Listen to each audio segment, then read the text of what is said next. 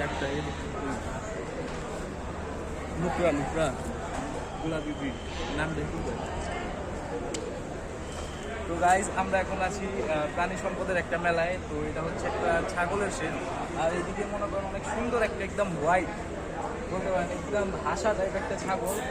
তো হাসি মনে হয়, দেখেন ওর কিন্তু অনেক জিভ, অনেক দেখেন, দেখে অবশ্যই মাশাআল্লাহ বলবেন। চলেন আমি